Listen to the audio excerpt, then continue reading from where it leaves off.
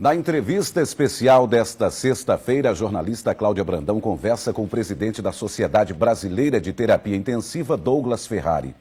Em todo o Brasil, os pacientes sofrem com a falta de leitos de UTI. Mas a falta de vagas não é o único problema de quem precisa ser internado em uma unidade de terapia intensiva. Para sabermos que problemas são esses, vamos chamar a jornalista Cláudia Brandão com a entrevista de hoje. Bom dia, Cláudia. Bom dia, João Neto. Bom dia a todos. Como você falou, o primeiro dos problemas é justamente a dificuldade para conseguir a vaga em um dos leitos de UTI. O déficit de leitos de UTIs aqui no Brasil chega a quase 100%. O Piauí inteiro só possui 320 leitos. E o que é pior, 90% deles estão concentrados aqui na capital. Bom dia, doutor Douglas. Bom dia. Esse problema da concentração dos leitos de UTI é o mesmo em todo o país, né? A maior parte dos leitos que já são insuficientes para a população estão concentrados nas capitais, é isso? Perfeitamente. Em Piauí, por exemplo, ele obedece a mesma sistemática que ocorre no país. As grandes capitais possuem grandes UTIs, muito bem equipadas, muito bem planejadas e com uma equipe técnica de gabarito. A questão é que há um problema de centralização e o interior sofre muito com esta situação. Então, nós precisamos efetuar um planejamento. Além do que, como nós estamos discutindo, nós temos o problema do déficit do leito público, porque o leito privado ele já é atendido. Então, se nós fizermos uma estimativa, 50% dos leitos disponíveis, tanto no estado do Piauí quanto em todo o Brasil, se nós formos buscar estado por estado, eles atendem o que nós precisamos para o leito privado. Só que 80% dos pacientes vêm pelo sistema público de saúde, ou seja, precisam do SUS para se internar. Exatamente. Então, 80% dessa população tem uma dependência do leito público. E o leito público, aí sim, nós temos um problema, um déficit histórico no país.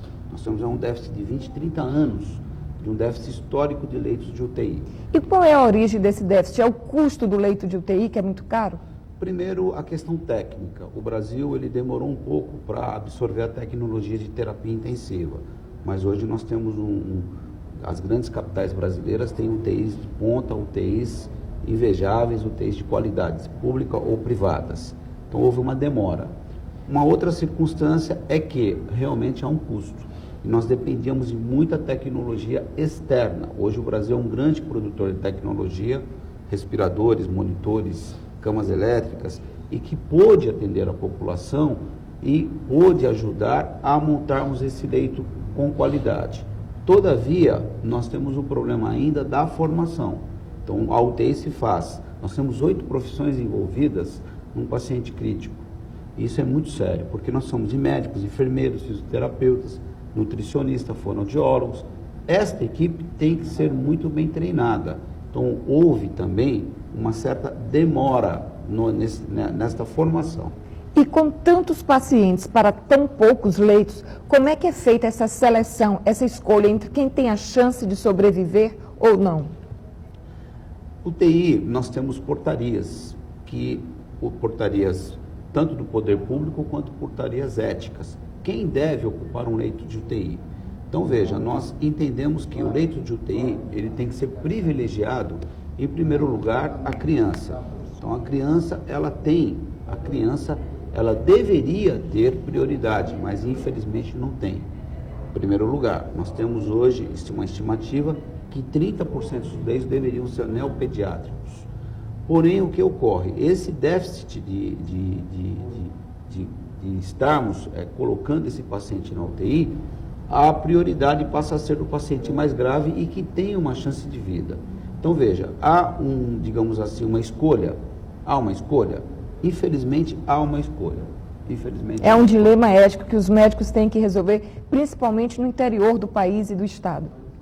E vou ressaltar uma questão.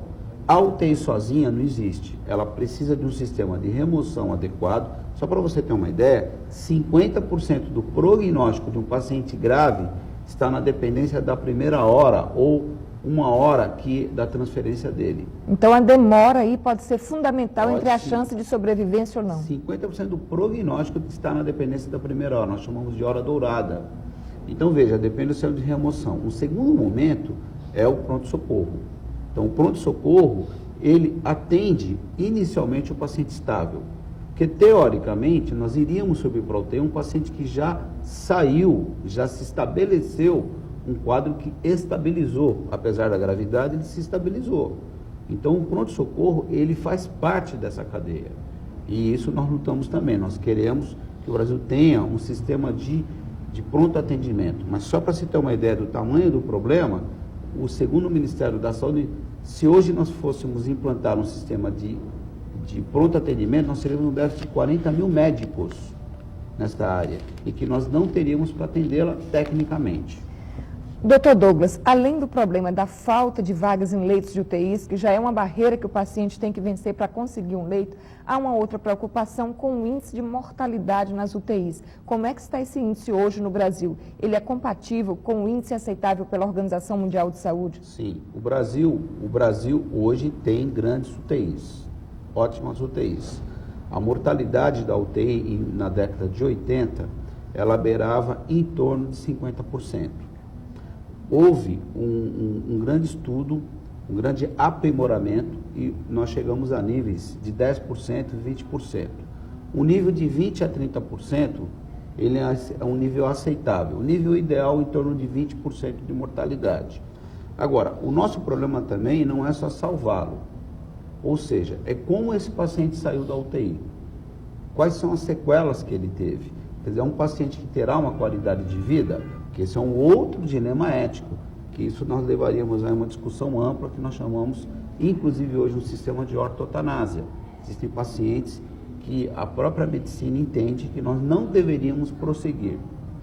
As comissões de controle de infecção hospitalar são eficientes hoje dentro dos hospitais ou as superbactérias estão vencendo essa luta?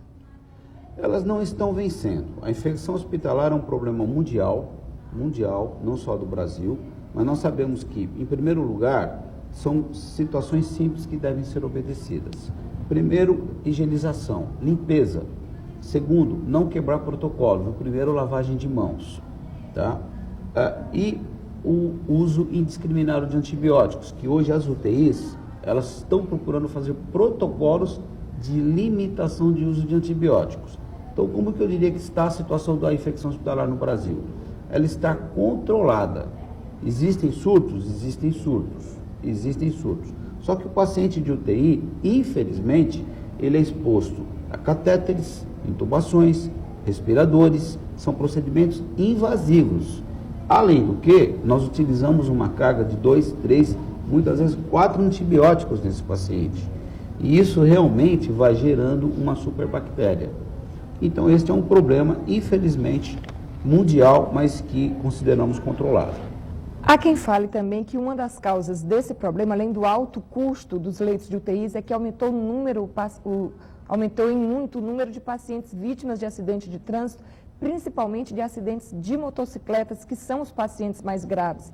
De 2010 para 2011, o número de acidentados vítimas de motos passou de 3,5 milhões para 15,5 milhões em todo o Brasil, ou seja, quase 5 vezes a mais o número. Isso também é um fator que contribui para o agravamento da situação? Sim, o leito de UTI, ele é um leito para transplante, trauma, infarto, AVC. Então, existem várias situações que hoje nós colocamos na UTI. Cada vez mais as indicações são maiores. O trauma é um grande problema.